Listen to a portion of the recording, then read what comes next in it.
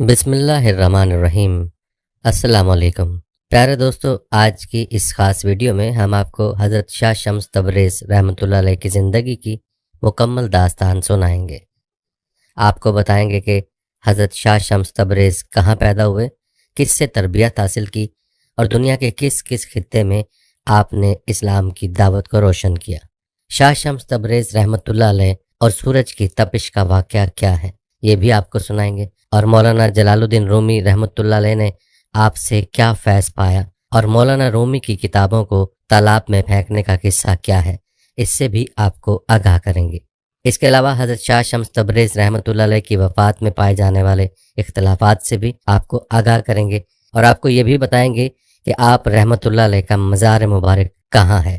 دوستو، جہاں مولانا روم رحمۃ اللہ علیہ کا نام دنیا کی عظیم شخصیات میں جانا پہچانا ہے، وہیں پر تصوف کی دنیا میں شاہ شمس تبریز رحم اللہ کا نام بھی ایک مقام رکھتا ہے۔ آپ کو شمس تبریزی بھی کہا جاتا ہے، اور آپ رحمۃ اللہ علیہ مولانا روم رحمۃ اللہ علیہ جیسی عظیم ہستی کے روحانی استاد اور روحانی پیشوا کا مقام رکھتے ہیں۔ آج کی ویڈیو میں ہم آپ کو حضرت شاہ شمس تبریز کی زندگی کے حالات و واقعات کے بارے میں بتانے کے ساتھ ساتھ ان کے سنہری اقوال بھی آپ کو بتائیں گے، جن میں حضرت شاہ شمس تبریز نے انسانیت کو زندگی کے سنہرے اصول بتلائے ہیں۔ لہٰذا ویڈیو کو آپ نے سکپ نہیں کرنا اور آخر تک لازمی دیکھنا ہے۔ پیارے دوستو، حضرت شاہ شمس تبریز کی ابتدائی زندگی کے بارے میں آپ کو بتاتے چلیں کہ حضرت شاہ شمس تبریز رحمۃ اللہ علیہ کا پورا نام محمد شمس الدین تھا۔ آپ رحمۃ اللہ علیہ شہر تبریز کے حوالے سے شہرت پائی کیونکہ آپ نے اپنی زندگی کا ایک حصہ تبریز میں گزارا تھا۔ پیارے دوستو، حضرت شمس تبریز 560 ہجری میں ایران میں سبزوار کے مقام پر پیدا ہوئے، اور اسی نسبت سے آپ کو سبزواری کا لقب حاصل ہوا۔ آپ کے والد گرامی کا نام سید صلاح الدین محمد نور بخش رحمۃ اللہ علیہ تھا۔ روایات کے مطابق حضرت شمس تبریز رحمۃ اللہ علیہ کا سلسلہ نسب براہ راست حضرت امام جعفر صادق رحمۃ اللہ علیہ سے ملتا ہے، اور امام جعفر سے ہوتا ہوا حضرت علی رضی اللہ تعالیٰ عنہ سے جا ملتا ہے۔ کہا جاتا ہے کہ ہوش سنبھالتے ہی حضرت شمس تبریز رحمۃ اللہ علیہ کو تعلیم و تربیت کے لیے ان کے چچا عبد الہادی رحمۃ اللہ علیہ کے سپرد کر دیا گیا تھا۔ چچا نے بھتیجے پر بہت محنت کی، یہاں تک کہ تفسیر، فقہ اور حدیث کے ساتھ دیگر علوم سے بھی آراستہ کر دیا۔ جب 579 ہجری میں سید صلاح الدین محمد نور بخش دعوت اسلام کے لیے بدخشاں کی طرف روانہ ہوئے تو حضرت شمس تبریز رحمۃ اللہ علیہ کو بھی اپنے ساتھ لے گئے۔ اس وقت ان کی عمر 19 سال تھی۔ بدخشاں میں ہزاروں لوگوں کو حق کی تعلیم دی، پھر تبت کوچک کی طرف گئے اور سینکڑوں انسانوں کو دین اسلام میں داخل کیا۔ پھر یہاں سے باپ اور بیٹے نے کشمیر کا رخ کیا۔ اس وقت یہاں کے لوگ سورج کی پرستش کرتے تھے۔ حضرت سید صلاح الدین رحمۃ اللہ علیہ اور حضرت شمس تبریز رحمۃ اللہ علیہ کی کوششوں سے ہزاروں بت پرست باشندوں نے اسلام قبول کیا۔ اس علاقے کی چنگڑ قوم نے انہیں بہت پریشان کیا، مگر بعد میں یہ لوگ بھی جلد ہی متی و فرما بردار ہو گئے۔ پیارے دوستو، تاریخ بتاتی ہے کہ 586 ہجری میں حضرت شمس تبریز والد محترم کے ہمراہ واپس اپنے وطن سبزوار تشریف لے گئے۔ یہاں حضرت شمس تبریز رحمۃ اللہ علیہ کی شادی ہو گئی۔ آپ کے 2 فرزند سید نصیر الدین محمد اور سید علاء الدین احمد پیدا ہوئے۔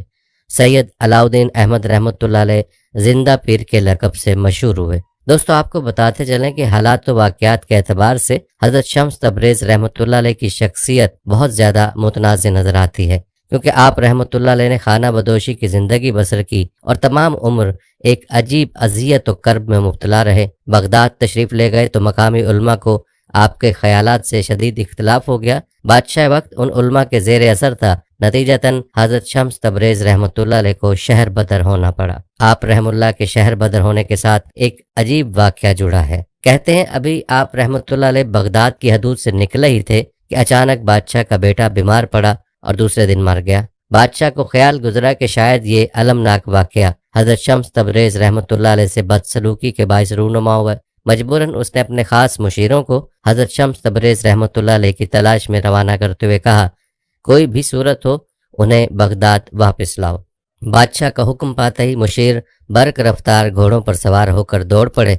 حضرت شمس تبریز رحمۃ اللہ علیہ ابھی بغداد کے نواح میں مقیم تھے کہ شاہی قاصدوں نے انہیں جا لیا اور پھر دست بستہ عرض کیا، حضور آپ بغداد واپس تشریف لے چلیں۔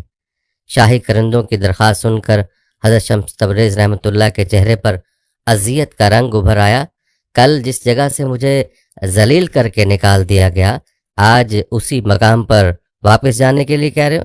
آخر تم لوگوں پر کیا افتاد آ پڑی کہ مجھ خانہ بدوش کا خیال آ گیا؟ ہمارے بادشاہ کا یہی حکم ہے، شاہی کرندوں نے خوش آمدانہ لہجے میں عرض کیا۔ میں تو بس ایک بادشاہ کا حکم مانتا ہوں، حضرت شمس تبریز رحمۃ اللہ علیہ نے بے نیازانہ کہا، باقی بادشاہوں کو میں نہیں جانتا۔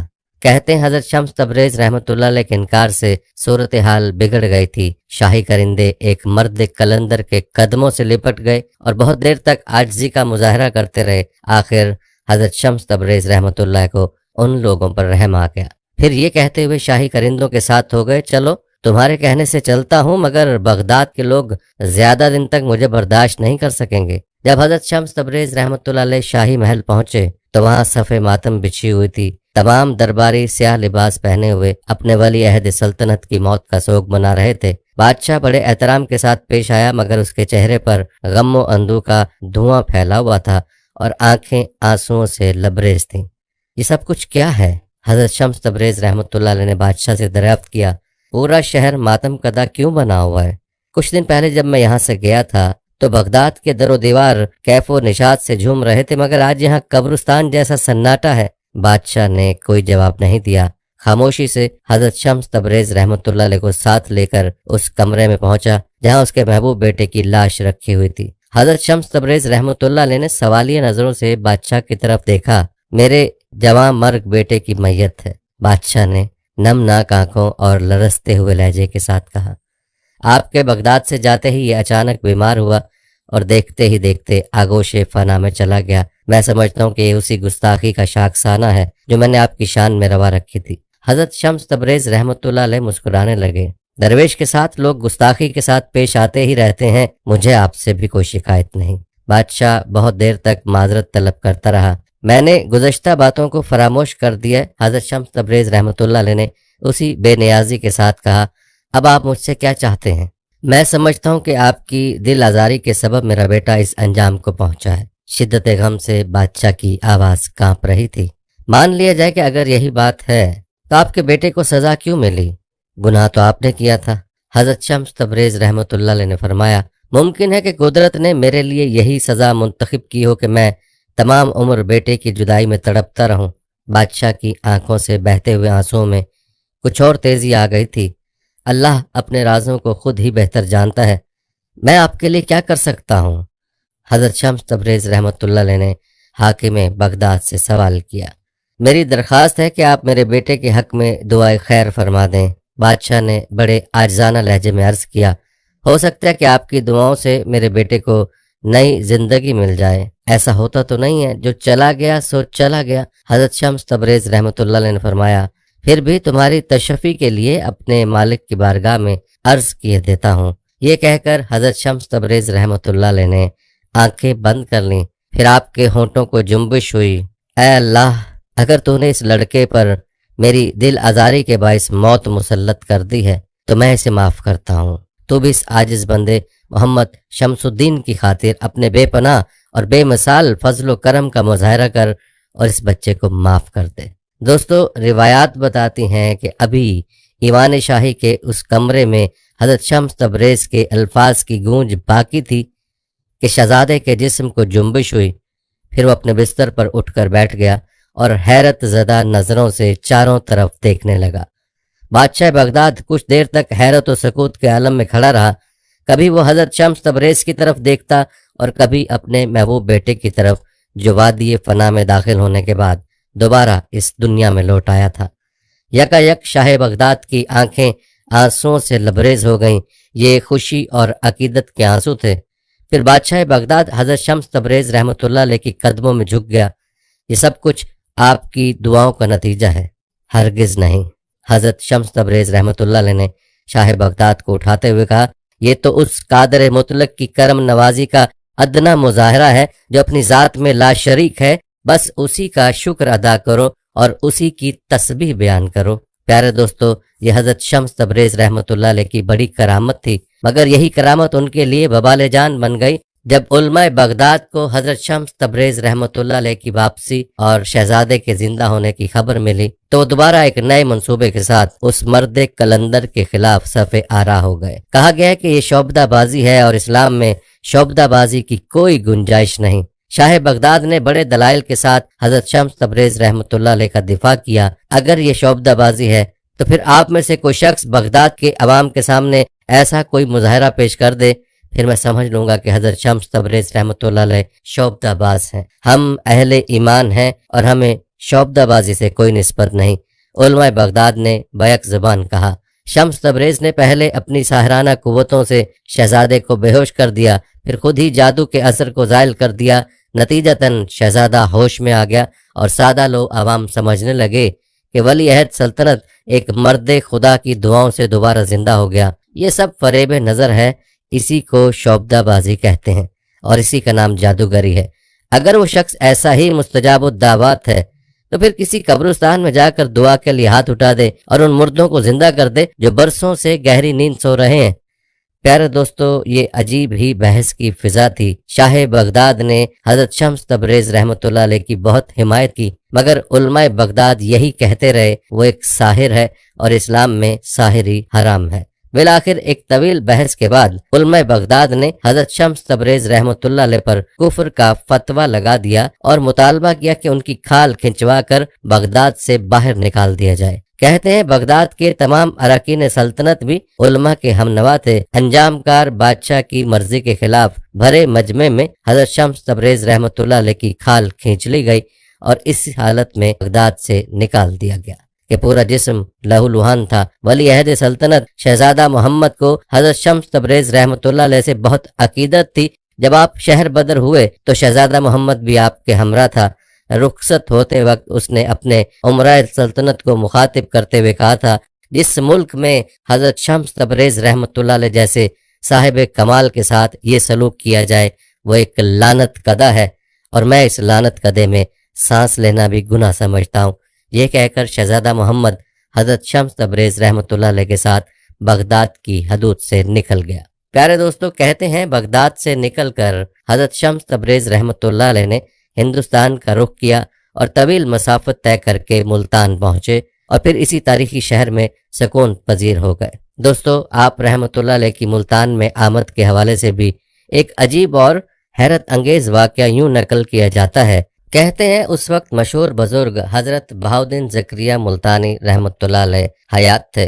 जब आपको हजरत शाह शम्स तबरेज रहमतुल्लाह अलैह की आमद की इत्तला मिली तो शेख ने उनकी खिदमत में दूध का प्याला भेजा जो दूध से भरा हुआ था। हजरत शम्स तबरेज रहमतुल्लाह अलैह ने बड़े एहतराम के साथ प्याला ले लिया और फिर उसमें गुलाब के फूल डालकर हजरत बहाउद्दीन ज़करिया मुल्तानी रहमतुल्लाह अलैह के खादिम को वापस कर दिया। बाज़ अहले तसव्वुफ ने इस वाक़े की तशरीह करते हुए लिखा कि दूध का लबरेज प्याला भेजने से हजरत बहाउद्दीन ज़करिया रहमतुल्लाह अलैह की मुराद ये थी कि मुल्तान में अब किसी दूसरे दरवेश की गुंजाइश नहीं। जवाब में हजरत शम्स तबरेज रहमतुल्लाह अलैह ने दूध के प्याले में गुलाब का फूल डाल दिया। इससे उनका मकसद ये था कि वो मुल्तान में फूल बनकर रहेंगे, यानी उनकी ज़ात से किसी को ज़रर नहीं पहुँचेगा। और फिर सारी उम्र हजरत शम्स तबरेज रहमतुल्लाह अलैह अपने अहद पर कायम रहने की कोशिश की। लेकिन दोस्तों, मुल्तान के लोगों ने भी अहले बगदाद की तरह आपकी शदीद मुखालफत की। एक बार यूं हुआ कि हजरत शम्स तबरेज रहमतुल्लाह अलैह को गोश्त भूनने के लिए आग की ज़रूरत पेश आई। आपने शहजादा मोहम्मद को आग लाने के लिए भेजा, मगर पूरे शहर में किसी ने आग नहीं दी। एक संगदिल शख्स ने तो शहजादे को इतना मारा कि उसके दिलकश चेहरे पर जख्मों के निशानात उभर आए। ये क्या है? हजरत शम्स तबरेज रहमतुल्लाह ने शहजादे की तरफ देखते हुए कहा, तुम तो आग लेने गए थे। शहजादा मोहम्मद ने पूरा वाक़या सुनाया तो हजरत शम्स तबरेज रहमतुल्लाह अलैह को जलाल आ गया। आप निहायत गुस्से की हालत में अपनी खानकाह से निकले, गोश्त का टुकड़ा हाथ में था। फिर हजरत शम्स तबरेज रहमतुल्लाह अलैह ने आसमान पर नजर की और सूरज को मुखातिब करते हुए फरमाया, तू भी शम्स, मैं भी शम्स, मेरे इस गोश्त के टुकड़े को भून दे। इतना कहना था कि यकायक गर्मी की शिद्दत में इजाफा हो गया। फिर ये गर्मी इतनी बढ़ी कि अहले मुल्तान चीख उठे, दरो दीवार जल रहे थे और पूरा शहर आग की भट्टी बनकर रह गया था। कहते हैं कुछ बाखबर लोगों ने ये सूरत हाल देखी तो हजरत शम्स तबरेज रहमतुल्लाह अलैह की खिदमत में हाजिर हुए और अर्ज करने लगे, क्या चंद नादानों के जुर्म की सजा पूरे शहर को दे डालेंगे? ये नादान नहीं, सफाक हैं। حضرت شمس تبریز رحمۃ اللہ علیہ نے غضبناک لہجے میں فرمایا، آگ جیسی بے قیمت چیز نہیں دے سکے؟ میرے محبوب کے چہرے کو زخموں سے سجا دیا، آخر کیا جرم تھا اس کا؟ جانتے ہو اسے یہ کون ہے؟ بغداد کا شہزادہ ہے، میری خاطر دروازے دروازے بھیک مانگنے گیا، میں اس کے زخموں کو کیسے بھول سکتا ہوں؟ جب تک سارے شہر کے جسم آبلوں سے نہیں بھر جائیں گے اس وقت تک مجھے قرار نہیں آئے گا۔ یہ آپ کے مقام سے واقف نہیں، خدا کے لیے معاف کر دیجئے۔ ملتان کے عقل رکھنے والے حضرات نے اپنے ہم وطنوں کی سفارش کرتے ہوئے کہا، اور یہ بات آپ جیسے بزرگ کے شایان شان بھی نہیں۔ خیر، جب خدا کو درمیان میں لے آئے ہو تو معاف کیے دیتا ہوں۔ حضرت شمس تبریز رحمۃ اللہ علیہ نے مقامی لوگوں کی جماعت سے فرمایا اور پھر سورج سے مخاطب ہوئے، اپنی حرارت کم کر دے، پتہ نہیں یہ لوگ روز حشر کی گرمی کو کیسے برداشت کریں گے۔ پیارے دوستو، آپ رحمت اللہ علیہ کا یہ فرمانا تھا کہ سورج کی حرارت اعتدال پر آ گئی۔ دوستو، خدا ہی جانتا ہے کہ یہ واقعہ کس طرح پیش آیا تھا، مگر عوام ملتان کی گرمی کو اسی واقعے کا نتیجہ سمجھتے ہیں۔ اس بارے میں آپ کی کیا رائے ہے؟ کمنٹ سیکشن میں ضرور بتائیے گا۔ دوستو، یہاں پر شاہ شمس تبریز رحمت اللہ علیہ کے حوالے سے ایک مغالطے کا تذکرہ بھی کرتے چلیں، جس کے بارے میں جاننا انتہائی ضروری ہے۔ مشہور مورخ قاسم فرشتہ نے تحریر کیا کہ حضرت شمس تبریز رحمت اللہ علیہ اسماعیلی فرقے سے تعلق رکھتے تھے۔ اگرچہ کہ تاریخ میں فرشتہ ایک معتبر نام ہے، مگر حضرت شمس تبریز رحمت اللہ علیہ کے بارے میں اس کی روایت قابل اعتبار نہیں ہے۔ بعد میں آنے والے مورخین نے اپنی تحقیق سے ثابت کر دیا کہ شمس تبریز رحمت اللہ علیہ کے والد سید اصلاح الدین رحمت اللہ علیہ اس بزرگ کے خاندان سے تعلق رکھتے تھے جو فرقہ اسماعیلیہ کا امام تھا، مگر انہوں نے اپنا آبائی مذہب ترک کر دیا تھا۔ دوسرا یہ کہ مولانا جلال الدین رومی رحمت اللہ علیہ جیسے عالم فاضل انسان کبھی اس شخص کے ہاتھ میں اپنا ہاتھ نہیں دے سکتے جو ان کے عقیدے سے مختلف عقیدہ رکھتا ہو، اسی لیے حضرت شمس تبریز رحمت اللہ علیہ کو اسماعیلی کہنا صریحاً غلط ہے۔ دراصل یہ ان لوگوں کی الزام تراشی تھی جن کا ظاہر علم حضرت شمس تبریز رحمت اللہ علیہ کے روحانی کمالات کا متحمل نہیں ہو سکتا تھا۔ کہا جاتا ہے کہ حضرت شمس تبریز رحمت اللہ علیہ بابا کمال جندی کے مرید ہوئے، لیکن عام صوفیوں کی طرح پیری مریدی اور بیت واردات کا طریقہ اختیار نہیں کیا۔ سوداگروں کے انداز میں شہروں کی سیاحت کرتے رہتے، جہاں جاتے کسی سرائے میں ٹھہرتے اور پھر ایک گوشہ پکڑ کر مراقبے میں مصروف ہو جاتے۔ پیارے دوستو، روایات بتاتی ہیں کہ حضرت شمس تبریز رحمت اللہ علیہ کا ذریعہ معاش مزدوری تھا۔ آپ ازار بند بنتے تھے اور اسی کو فروخت کر کے روزی حاصل کرتے تھے۔ ایک بار مناجات کے وقت یہ دعا مانگی، الہی کوئی بندہ خاص ملتا جو میری صحبت کا متحمل ہو سکتا۔ عالم غیب سے اشارہ ہوا کہ روم چلے جاؤ، وہاں تمہاری مراد پوری ہو جائے گی۔ حضرت شمس تبریز رحمت اللہ علیہ اسی وقت چل کھڑے ہوئے۔ کونیا پہنچے تو رات کا وقت ہو چکا تھا۔ بربخ فروشوں کی سرائے میں اترے۔ صبح ہوئی تو آپ نے دیکھا کہ سرائے کے دروازے پر ایک بلند چبوترا تھا۔ شہر کے اکثر عمرہ اور صاحبان ثروت تفریح کے لیے اسی چبوترے پر آ بیٹھتے تھے۔ حضرت شمس تبریز رحمت اللہ علیہ بھی ایک گوشے میں بیٹھ جاتے اور خاموشی سے آنے جانے والوں کو دیکھتے رہتے۔ ایک دن مولانا جلال الدین رومی رحمت اللہ علیہ اسی راستے سے گزرے تو حضرت شمس تبریز رحمت اللہ علیہ چونک اٹھے۔ مولانا کے ہزاروں شاگرد تھے جو ہاتھ باندھے اور نظریں جھکائے اپنے استاد کے پیچھے پیچھے چل رہے تھے۔ دیکھنے والوں کو ایسا محسوس ہوتا تھا جیسے کسی شہنشاہ کی سواری گزر رہی ہو۔ حضرت شمس تبریز رحمت اللہ علیہ کے دل سے آواز آئی، یہی ہے وہ مرد خاص جو تیری صحبت کا متحمل ہو سکتا ہے۔ جب مولانا جلال الدین رومی رحمت اللہ علیہ چلے گئے تو حضرت شمس تبریز رحمت اللہ علیہ نے کسی مقامی باشندے سے پوچھا، یہ صاحب کون ہیں جو ابھی ابھی یہاں سے گزرے ہیں؟ بڑی شان ہے ان کی۔ یہ مولانا جلال الدین رومی رحمت اللہ علیہ ہیں۔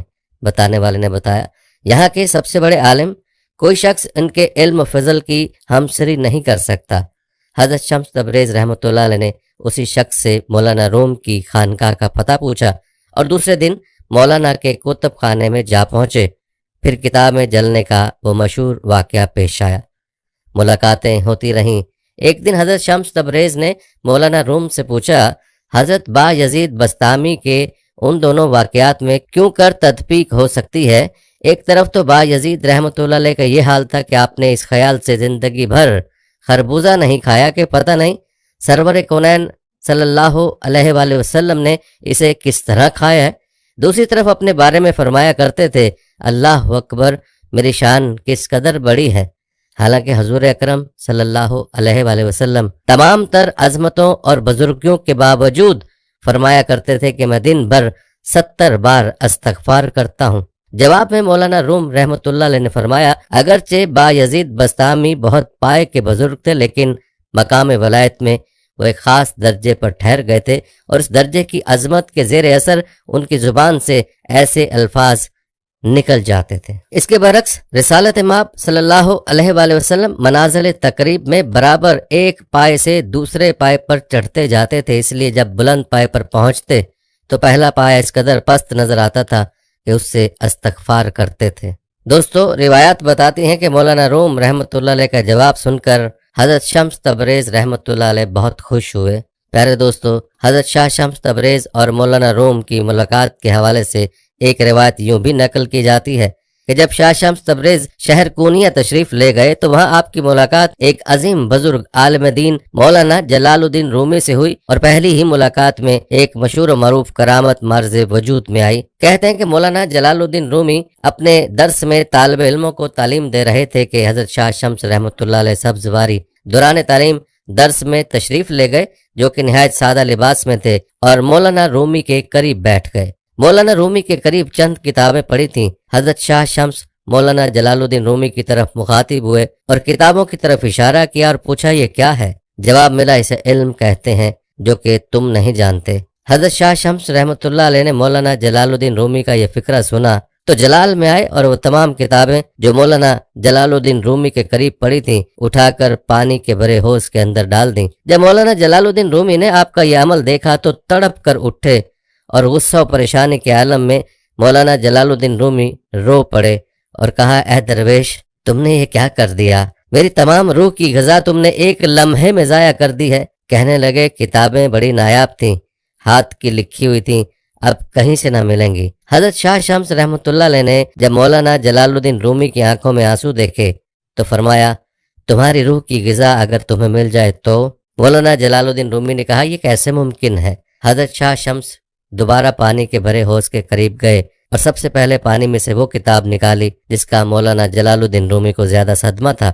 جب حضرت شاہ شمس نے کتاب کو مولانا جلال الدین رومی کے ہاتھوں میں دیا تو کتاب کو پانی کے قطرے نے بھی نہ چھوا تھا۔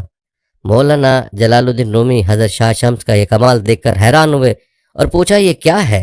آپ رحمۃ اللہ علیہ نے مولانا جلال الدین رومی کو جواب دیا، یہ وہ علم ہے جو تم نہیں جانتے۔ اس دوران مولانا جلال الدین رومی پر ایک ایسی کیفیت طاری ہوئی کہ آپ کے دست مبارک پر بیعت ہو گئے، اور آپ نے اس کے بعد تمام کتابیں حوض سے نکال کر مولانا جلال الدین رومی کے حوالے کر دیں، جو کہ تمام خشک تھی۔ دوستو، روایت بتاتی ہیں کہ اس کے بعد مولانا رومی نے حضرت شاہ شمس کے ساتھ تعلق قائم کر لیا، اور آپ نے مولانا جلال الدین رومی کو طریقت کے اسرار و رموز سے آگاہ کیا، اور یوں مولانا جلال الدین رومی کے روحانی پیشوا ہوئے۔ مولانا رومی نے اپنی پوری زندگی حضرت شاہ شمس کے نام وقف کر دی، اور حضرت شاہ شمس کچھ عرصے تک مولانا جلال الدین رومی کی رفاقت میں سکونت پذیر رہے۔ پیارے دوستو، تاریخ بتاتی ہے کہ بغداد کے شہزادے محمد کی طرح مولانا روم بھی حضرت شاہ شمس تبریز کی شخصیت کے اسیر ہو گئے تھے۔ پھر یہ اسیری اس قدر بڑھی کہ مولانا روم رحمۃ اللہ علیہ ساری دنیا سے بے نیاز ہو گئے۔ مولانا کے شاگرد اور اہل خانہ حضرت شمس تبریز کو جادوگر کہہ کر پکارنے لگے۔ یہ تمام باتیں کسی بڑے ہنگامے کا پیش خیمہ تھیں۔ حضرت شمس تبریز رحمۃ اللہ علیہ اس صورتحال کو زیادہ دن برداشت نہ کر سکے، اور پھر ایک رات جب تمام لوگ گہری نیند سوئے ہوئے تھے، حضرت شمس تبریز رحمۃ اللہ علیہ خاموشی کے ساتھ گھر سے نکل گئے۔ صبح جب مولانا روم بیدار ہوئے تو اپنے پیر و مرشد کو نہ پا کر مولانا کے دل پر قیامت گزر گئی۔ دیوانہ وار ہر طرف ڈھونڈتے پھرے، شہر کا گوشہ گوشہ چھان مارا، مگر حضرت شمس تبریز کونیا کی حدود سے بہت دور جا چکے تھے۔ مولانا روم کے شاگرد اور اہل خاندان حضرت شمس تبریز کی روپوشی سے بہت خوش تھے۔ وہ لوگ برملا کہا کرتے تھے، خدا کا شکر ہے کہ وہ جادوگر یہاں سے چلا گیا، اب مولانا اس کے طلسم سے آزاد ہو جائیں گے۔ حضرت شمس تبریز رحمۃ اللہ علیہ کی گمشدگی کے بارے میں صرف ایک شخص سپہ سالار نے، جو مولانا روم کی خدمت میں 40 سال گزار چکے تھے، لکھا ہے کہ وہ فتنے کے خوف سے شب کی تاریکی میں کہیں چلے گئے تھے۔ اور یہ بھی کہا جاتا ہے کہ اس دور میں مولانا کے بعض انتہا پسند مریدوں نے حسد کی وجہ سے حضرت شمس تبریز رحمۃ اللہ علیہ کو قتل کر دیا۔ پیارے دوستو، آپ کو بتاتے چلیں کہ اخبار الصالحین کے مصنف کا بیان ہے کہ ایک بار حضرت شمس تبریز رحمۃ اللہ علیہ مولانا روم رحمۃ اللہ علیہ کے پاس خلوت میں بیٹھے تھے کہ کسی نے باہر سے آواز دے کر آپ کو بلایا۔ حضرت شمس تبریز رحمۃ اللہ علیہ نے مولانا روم کو مخاطب کر کے فرمایا، مجھے قتل کرنے کے لیے بلاتے ہیں۔ ابھی مولانا جلال الدین رومی صورتحال کو سمجھنے بھی نہ پائے تھے کہ حضرت شمس تبریز اٹھ کر باہر چلے گئے۔ 7 افراد آپ کے انتظار میں کھڑے تھے۔ جیسے ہی حضرت شمس تبریز باہر تشریف لائے، ان لوگوں نے آپ پر حملہ کر دیا۔ قتل ہوتے وقت حضرت شمس تبریز نے اس قدر زور سے نعرہ مارا کہ 7 آدمی بے ہوش ہو گئے۔ پیر و مرشد کی چیخ سن کر جب مولانا روم خلوت قدے سے باہر آئے تو حضرت شمس تبریز کی لاش موجود نہیں تھی، صرف خون کے چند قطرے فرش پر نظر آئے۔ بعض روایت میں آتا ہے کہ حضرت شمس تبریز کے قاتلوں میں مولانا روم کا بیٹا علاء الدین محمد بھی تھا۔ اس واقعے کے بعد مولانا روم نے زندگی بھر بیٹے کا منہ نہیں دیکھا۔ پھر کچھ دن بعد علاء الدین محمد ایک عجیب و غریب بیماری میں مبتلا ہو گیا۔ بیماری کے دوران اس نے عزیزوں کے ذریعے مولانا روم سے معافی طلب کی، مگر مولانا نے اسے معاف نہیں کیا۔ پھر کچھ دن بعد علاء الدین محمد شدید اذیت و کرب کے عالم میں مر گیا۔ مولانا روم نے اس کے جنازے تک میں شرکت نہیں کی۔ روایات کے مطابق حضرت شمس تبریز کا قتل کا یہ واقعہ 645 ہجری میں پیش آیا۔ پیارے دوستو، اس سلسلے میں یہ روایت بھی مشہور ہے کہ حضرت شمس تبریز کو قتل کر کے آپ کی لاش کے ٹکڑے ایک کنویں میں ڈال دیے گئے تھے۔ کچھ دن بعد مولانا روم کے دوسرے فرزند سلطان ولد کو خواب میں بشارت ہوئی۔ حضرت شمس تبریز فرما رہے تھے، میرے جسم کے ٹکڑوں کو کنویں سے نکال کر مدرسے کے بانی امیر بدر الدین کے پہلو میں دفن کر دو۔ چنانچہ ایسا ہی کیا گیا۔ دوستو، بعض مورخین کہتے ہیں کہ آپ قتل نہیں ہوئے بلکہ غائب ہو گئے اور پھر آپ کا کوئی سراغ نہیں ملا۔ پیارے دوستو، سوال یہ پیدا ہوتا ہے کہ پھر وہ کون سے شمس تبریز ہیں جو ملتان میں مدفون ہیں؟ بیشتر مورخین کا اس امر پر اتفاق ہے کہ یہ وہی شمس تبریز رحمۃ اللہ علیہ ہیں جو مولانا جلال الدین رومی رحمۃ اللہ علیہ کے پیر و مرشد تھے۔ پھر کونیا میں کون قتل ہوا؟ بہرحال ایسے بہت سے سوالات ہیں جن کا جواب دینا آسان نہیں۔ البتہ تاریخ میں موجود تمام روایتیں جو ملتی ہیں وہ آپ کے سامنے بیان کر دی گئی ہیں۔ دوستو، روایتوں میں ہزار اختلاف کے باوجود حضرت شمس تبریز مولانا روم سے ایک بار بچھڑے تو پھر دوبارہ نہیں ملے۔ اگرچہ دونوں بزرگوں کی یہ ملاقاتیں زیادہ عرصے تک قائم نہ رہ سکیں، لیکن جو کچھ ہونا تھا وہ چند مہینوں میں ظہور پذیر ہو گیا۔ حضرت شمس تبریز رحمۃ اللہ علیہ کی ایک نگاہ کا یہ اثر تھا کہ مولانا روم جیسے عالم آخری سانس تک اس مرد کلندر کی شخصیت کے طلسم سے آزاد نہ ہو سکے، مگر یہ ان کا خام خیال تھا۔ مولانا روم کی بے قراریاں کچھ اور بڑھ گئیں۔ راتیں پہلے بھی بے آرام گزرتی تھیں، اب مکمل بے خواب ہو گئیں۔ پہلے مولانا کے دل میں سوز و گداز پنہا تھا، اب آنکھوں سے بھی اس کا اظہار ہونے لگا تھا۔ شمس تبریز کو یاد کر کے اس قدر گریہ وزاری کرتے کہ لوگوں کو آپ کی حالت پر ترس آنے لگتا۔ اسی زمانے میں مولانا روم رحمۃ اللہ علیہ نے اس قدر دردناک اشعار کہے کہ انہیں سن کر اہل دل کی آنکھیں بھیگ جاتی تھیں۔ اس سلسلے میں ایک روایت یہ بھی ہے کہ حضرت شمس تبریز رات کے اندھیرے میں کونیا سے نکل کر دمشق تشریف لے گئے۔ مولانا روم کو اپنے مرشد کے فراق میں ایسا صدمہ پہنچا کہ سب لوگوں سے قطع تعلق کر کے گوشہ نشیں ہو گئے، یہاں تک کہ مریدان خاص کو بھی خدمت میں حاضر ہونے کی اجازت نہیں تھی۔ پھر ایک مدت کے بعد حضرت شمس تبریز نے دمشق سے مولانا کو خط لکھا۔ اس خط نے آتش عشق کو بھڑکا دیا۔ مولانا روم نے اس زمانے میں نہایت رقت امیز اور پر اثر اشعار کہے جن لوگوں نے حضرت شمس تبریز کی شخصیت کو ہدف ملامت بنایا تھا، انہیں سخت ندامت ہوئی۔ سب لوگ مولانا کی خدمت میں حاضر ہوئے اور معافی کی درخواست کی۔ پیارے دوستو، یاد رہے کہ اللہ والوں کی زندگیوں میں بڑے اسرار و رموز دیکھنے اور سننے کو ملتے ہیں، اور اس کے علاوہ مورخین کی روایات میں اختلاف کا ہونا بھی کوئی حیران کن بات نہیں، کیونکہ جس مورخ تک جو بات پہنچی اس نے ویسے نقل کر دی۔ تمام روایات میں زیادہ پائیدار روایت یہی ہے کہ شاہ شمس تبریزی رحمۃ اللہ علیہ کا مزار ملتان میں ہے، اور یہی روایت حقائق سے بھی زیادہ قریب تر ہے۔ جیسا کہ روایت کیا جاتا ہے کہ آپ رحمۃ اللہ علیہ کی وفات 28 صفر المظفر 675 ہجری کو ملتان پاکستان میں ہوئی۔ کہا جاتا ہے کہ آپ رحمۃ اللہ علیہ کے مزار مبارک کی اول تعمیر 677 ہجری میں ہوئی، جبکہ دوم تعمیر 730 ہجری میں کی گئی، اور اس کے بعد بھی اس کی تعمیر و توسیع ہوتی رہی ہے۔ آپ کو بتاتے چلیں کہ آپ کا مزار مبارک اور مزار کے گرد مسجد، امام بارگاہ اور صاحب مزار کی اولاد کی قدیمی راشگاہیں بھی موجود ہیں۔ پیارے دوستو، یہ تھا تذکرہ حضرت شاہ شمس تبریز رحمۃ اللہ علیہ کی زندگی کا اور ان کے حالات و واقعات کا۔ آئیے اب آپ کو شاہ شمس تبریز کے چند اقوال بتاتے ہیں جو زندگی کے ظاہر و باطن کو پاک کرنے کے حوالے سے ہیں، لہٰذا ویڈیو کو آپ نے سکپ نہیں کرنا۔ یہ اقوال آپ کو زندگی میں بڑا کام دے سکتے ہیں۔ آپ رحمۃ اللہ علیہ فرماتے ہیں، ہم خدا کے بارے میں جو گمان رکھتے ہیں وہ دراصل ہماری اپنی شخصیت کے بارے میں ہمارے گمان کا ایک عکس ہوتا ہے۔ اگر خدا کے ذکر سے ذہن میں محض الزام اور خوف ہی ابھرے تو یہ اس بات کی علامت ہے کہ خوف اور الزام تراشی ہمارے اپنے سینے کی گھٹن میں پنپ رہی ہے، اور اگر خدا ہمیں محبت اور شفقت سے چھلکتا ہوا دکھائی دے تو یقیناً ہم بھی محبت اور شفقت سے چھلک رہے ہیں۔ فرمایا، اپنے اقدار اور رسولوں پر ضرور یقین رکھو لیکن ان کو دوسروں پر مسلط مت کرو۔ فرمایا، اگر تم لوگوں کے دلوں کو توڑتے رہتے ہو تو کوئی بھی مذہبی فریضہ انجام دینا تمہارے لیے سود مند نہیں۔ فرمایا، ہر قسم کی بت پرستی سے دور رہو کیونکہ یہ تمہاری روحانی بینائی کو دھندلا دے گی۔ فرمایا، صرف اپنے رب کو اپنا مرشد حقیقی سمجھو۔ فرمایا، علم اور معرفت ضرور حاصل کرو لیکن ان علوم و معارف کو اپنی زندگی کا مقصد مت بناؤ۔ فرمایا، اس دنیا میں ہر کوئی کسی نہ کسی مقام پر پہنچنے اور کچھ نہ کچھ بننے کی جد و جہد کرتا ہے، حالانکہ یہ سب کچھ ایک دن اسے یہیں چھوڑنا پڑ جاتا ہے۔ فرمایا، ہم ایک برتن کی طرح ہیں، برتن پر خواہ کتنے ہی نقش و نگار کیوں نہ ہو لیکن اس کا کارآمد ہونا صرف اس خلا کی وجہ سے ہے جو اس کے اندر ہے۔ یہ خلا ہی اسے برتن بناتا ہے اور یہی خلا ہمیں بھی درست رکھتے ہیں۔ فرمایا، دنیا عمل اور اس کے رد عمل کے اصول پر قائم ہے۔ نیکی کا ایک قطرہ یا برائی کا ایک ذرہ بھی اپنا رد عمل یا نتیجہ پیدا کیے بغیر نہیں رہتے۔ فرمایا، لوگوں کی سازشوں، دھوکہ دہیوں اور چال بازیوں کا خوف مت کھاؤ۔ اگر کوئی تمہارے لیے جال تیار کر رہا ہے تو یاد رکھو کہ اللہ بھی خیر الماکرین ہے اور سب سے اچھا منصوبہ ساز ہے۔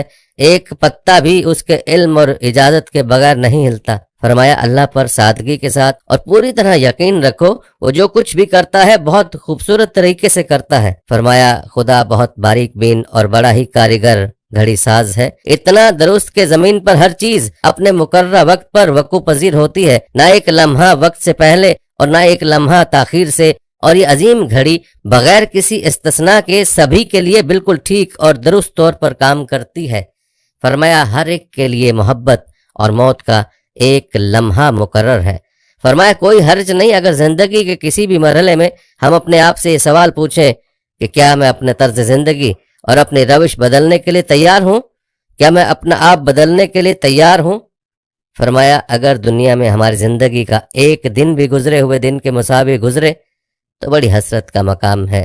ہر لمحہ، ہر آن اور ہر سانس کے ساتھ ہمیں اپنی تجدید کرتے رہنا چاہیے، نیا جنم لیتے رہنا چاہیے، اور نیا جنم لینے کے لیے ایک ہی طریقہ ہے، موت سے پہلے مر جانا۔ فرمایا، دنیا سے جب بھی کوئی چور ڈاکو رخصت ہوتا ہے اس کی جگہ لینے کے لیے ایک نیا شخص پیدا کر دیا جاتا ہے، اور ہر سالے اور ولی کے رخصت ہونے پر کوئی دوسرا سالے اور ولی اس کی جگہ سنبھال لیتا ہے۔ اس طریقے سے بیک وقت ہر شے تبدیل ہوتی جاتی ہے لیکن مجموعی حقیقت میں کوئی تبدیلی واقع نہیں ہوتی۔ فرمایا، محبت کے بغیر زندگی بے معنی ہے۔ فرمایا، محبت کا کوئی عنوان نہیں ہوتا، نہ ہی کوئی مخصوص تعریف، یہ تو ایک سادہ اور خالص چیز ہے بس۔ فرمایا، محبت آب حیات بھی ہے اور آتش کی روح بھی ہے۔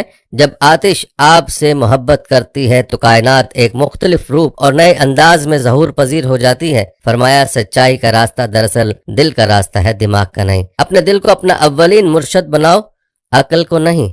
فرمایا، اپنے نفس کا سامنا اور مقابلہ کرنے کے لیے دل کی مدد لو کیونکہ تمہاری روح پر ہی خدا کی معرفت کا نزول ہوتا ہے۔ فرمایا، قرآن پڑھنے والا ہر شخص قرآن کو اپنے فہم و ادراک کی گہرائی کے مطابق ہی سمجھ پاتا ہے۔ قرآن کی فہم کے 4 درجات ہیں۔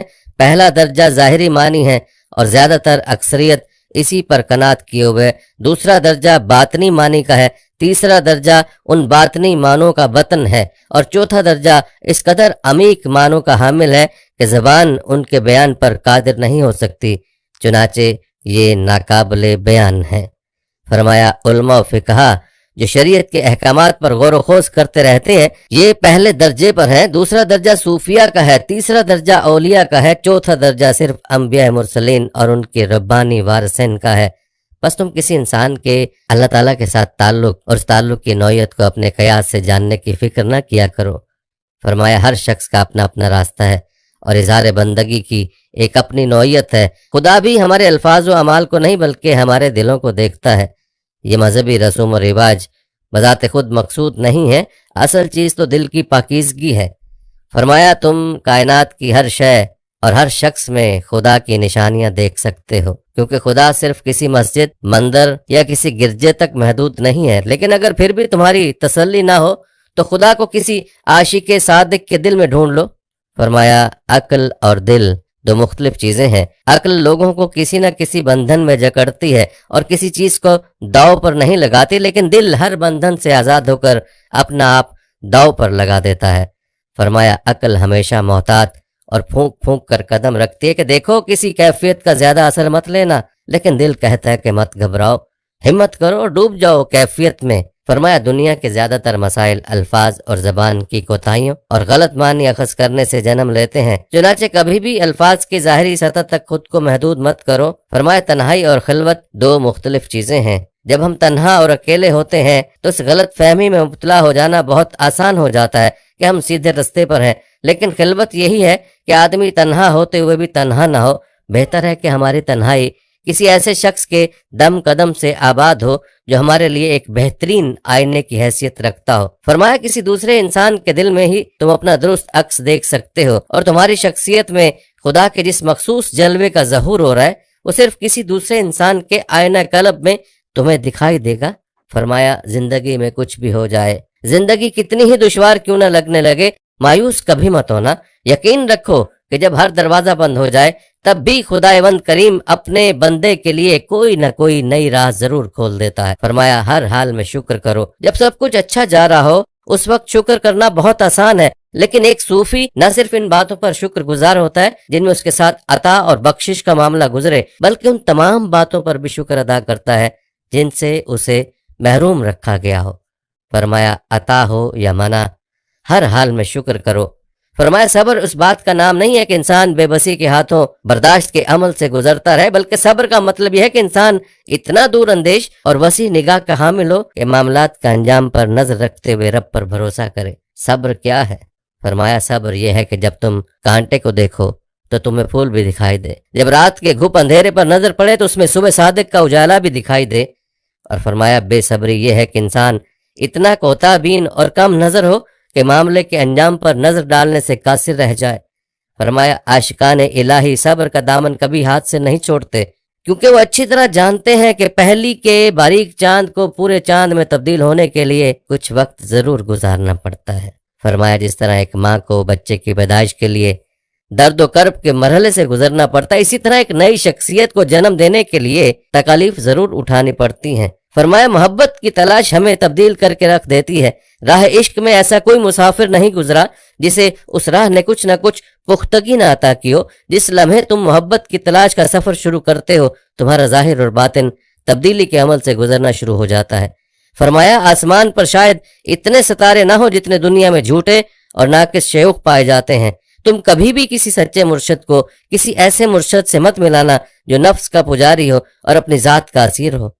فرمایا ایک سچا مرشد کبھی بھی تمہیں اپنی ذات کا اسیر بنانے کی کوشش نہیں کرے گا اور نہ ہی اپنے نفس کے لیے تم سے تابعداری اور تعریف و توصیف کا تقاضا کرے گا، بلکہ اس کے برعکس وہ تمہیں تمہاری اصل اور حقیقی شخصیت سے متعارف کروائے گا۔ فرمایا سچے اور کامل مرشد تو کسی شیشے کی مانند شفاف ہوتے ہیں تاکہ خدا کا نور ان میں سے کامل طور پر چھن کر تم تک پہنچ سکے۔ فرمایا زندگی میں جو بھی تبدیلی تمہارے راستے میں آئے اس کے استقبال کے لیے تیار رہو، اس کی مزاحمت مت کرو، بلکہ زندگی کو اس بات کا موقع دو کہ تم میں سے گزر کر اپنا راستہ بنا سکے۔ فرمایا اس بات کی فکر مت کرو کہ زندگی میں نشیب و فراز آ رہے ہیں، تمہیں کیا پتا کہ آنے والی تبدیلی تمہارے حق میں بہتر ہے یا موجودہ حالت۔ فرمایا ایک بلند و برتر ذات اور ہر طرح کے نقص سے پاک خدا سے محبت کرنا بظاہر تو آسان سی بات معلوم ہوتی ہے، لیکن اس سے کہیں زیادہ مشکل بات یہ ہے کہ انسان اپنے ابنائے جن سے محبت کرے جن میں ہر طرح کی کمزوریاں اور خامیاں پائی جاتی ہیں۔ فرمایا محبت کے بغیر کوئی معرفت نہیں ہوتی۔ فرمایا جب تک ہم اللہ کی تخلیق سے محبت کرنا نہیں سیکھتے تب تک ہم اس قابل نہیں ہو سکتے کہ اللہ سے حقیقی طور پر محبت کر سکیں اور اس کو جان پائیں۔ فرمایا اصل ناپاکی تو اندر کی ناپاکی ہے، باقی سب تو آسانی سے دھل جاتا ہے۔ گرد و غبار کی بس ایک ہی قسم ہے جو پاکیزہ پانی سے صاف نہیں ہو پاتی، اور وہ ہے نفرت اور تعصب کے دھبے جو روح کو آلودہ کر دیتے ہیں۔ فرمایا تم ترک دنیا سے اور روزے رکھنے سے اپنے بدن کا تزکیہ تو حاصل کر سکتے ہو، لیکن قلب کا تزکیہ صرف محبت سے ہی ہوگا۔ فرمایا پوری کی پوری کائنات ایک انسان کے اندر موجود ہے، تم اور تمہارے ارد گرد جو کچھ تمہیں دکھائی دیتا ہے، تمام چیزیں خواہ تمہیں پسند ہوں یا ناپسند، تمام لوگ خواہ تمہیں ان کے لیے رغبت محسوس کرتے ہو یا کراہت، یہ سب کے سب تمہارے اپنے اندر کسی نہ کسی درجے میں ملیں گے۔ فرمایا شیطان کو باہر مت دیکھو بلکہ اپنے اندر تلاش کرو۔ شیطان کوئی ایسی غیر معمولی قوت نہیں جو تم پر باہر سے حملہ آور ہوتی ہے، بلکہ تمہارے اندر سے ابھرنے والی ایک معمولی سی آواز کا نام ہے۔ فرمایا اگر تم پوری محنت اور دیانت سے کبھی اپنی ذات کے روشن اور تاریک گوشوں کو دیکھنے کے قابل ہو جاؤ تو تم پر ایک عظیم اور برتر شعور کا دریچہ کھلے گا۔ فرمایا جب کوئی شخص اپنے آپ کو جان لیتا ہے تو اپنے رب کو بھی جان لیتا ہے۔ فرمایا اگر تم چاہتے ہو کہ لوگ تمہارے ساتھ اپنے برتاؤ کو اور رویے کو تبدیل کر دیں تو اس کے لیے پہلے تمہیں اس رویے کو تبدیل کرنا ہوگا جو تم اپنے آپ کے ساتھ روا رکھے ہوئے ہو۔ فرمایا جب تک تم اپنے آپ سے پورے خلوص سے اور پوری طرح محبت کرنا نہیں سیکھتے بہت مشکل ہے کہ تمہیں محبت نصیب ہو۔ فرمایا اس بات پر پریشان مت ہو کہ راستہ کہاں لے کر جائے گا، بلکہ اپنی توجہ اپنے پہلے قدم پر رکھو، یہی تمہاری ذمہ داری ہے اور یہی سب سے مشکل کام ہے۔ جب پہلا قدم اٹھا لیا تو پھر اس کے بعد ہر شے کو اپنے قدرتی انداز میں کام کرنے دو اور تم دیکھو گے کہ راستہ خود بخود کھلتا جائے گا۔ فرمایا بہاؤ کے ساتھ مت بہو بلکہ خود ایک لہر بن جاؤ جس کا اپنا ایک بہاؤ ہوتا ہے۔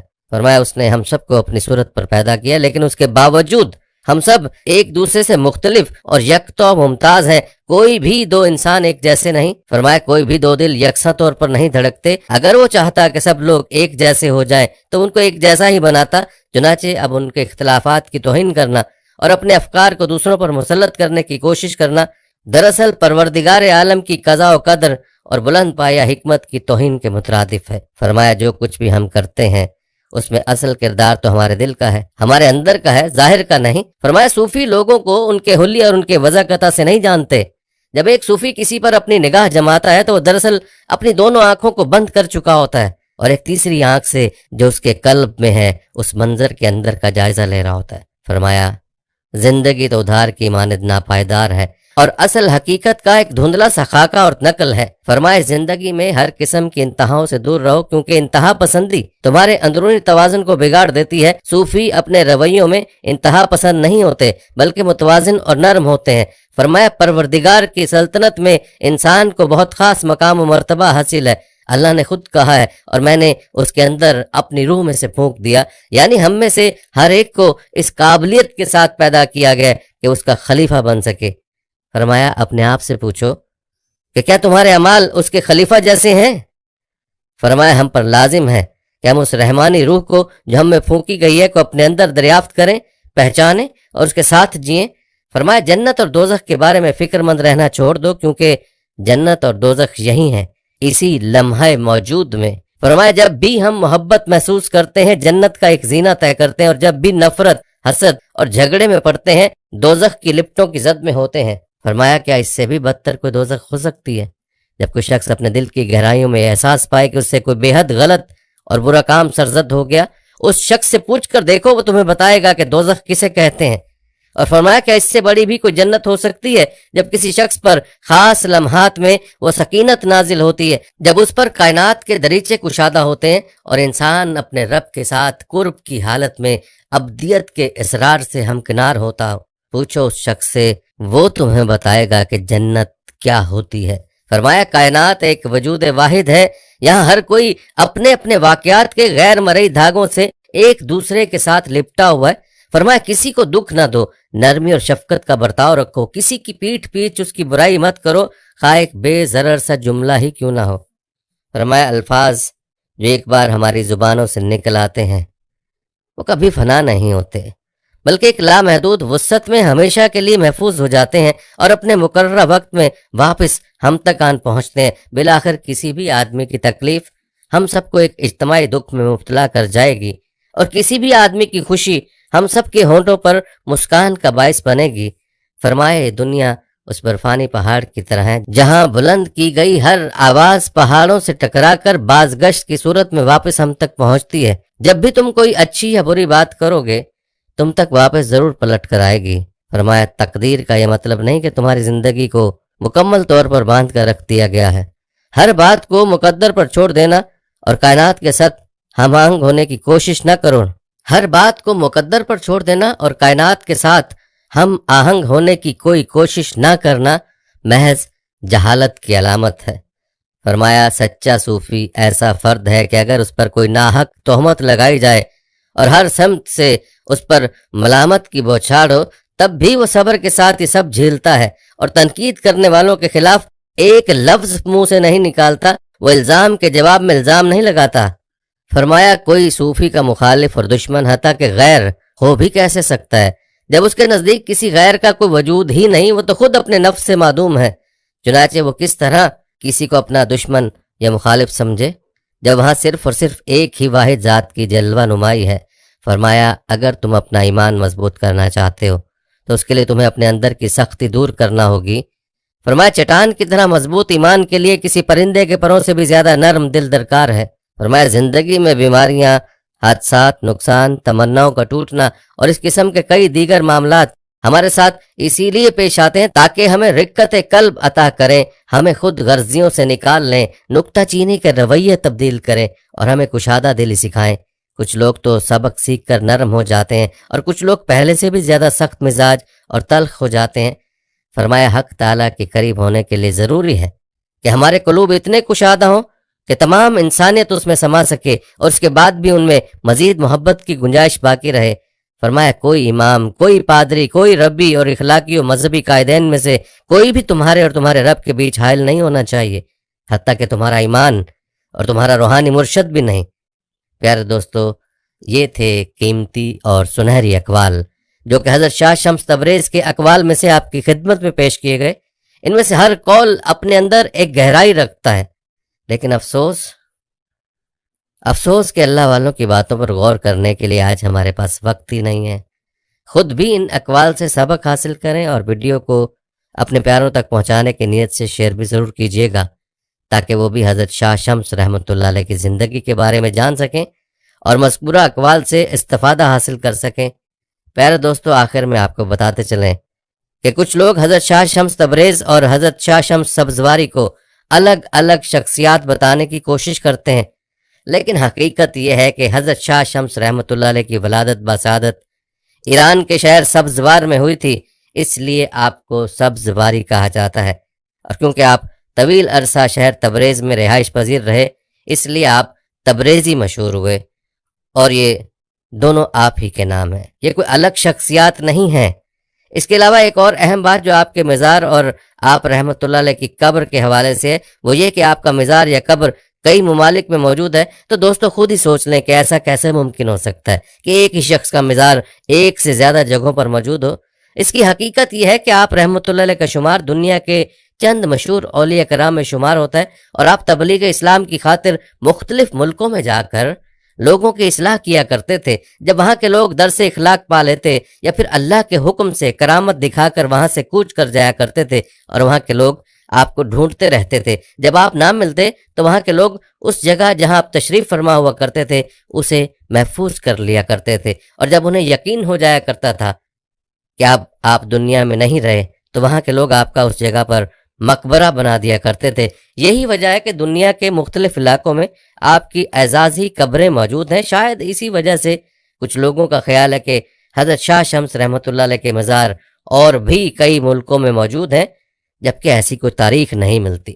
حقیقت یہی ہے کہ آپ کی ولادت 560 ہجری میں ایران کے شہر سبزوار میں ہوئی، اور آپ کی وفات 675 ہجری میں ہند کے شہر ملتان میں ہوئی، جہاں پر آپ کا مزار مبارک ہے، اور یہ آج پاکستان میں موجود ہے۔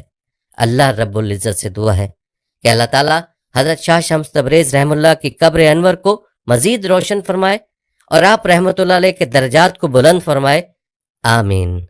یہ تھی ہماری آج کی ویڈیو۔ جانے سے پہلے ہماری آج کی اس ویڈیو کو شیئر لازمی کیجیے گا پیارے دوستو، ہم یہ امید کرتے ہیں کہ آپ کو ہماری آج کی ویڈیو ضرور پسند آئی ہوگی۔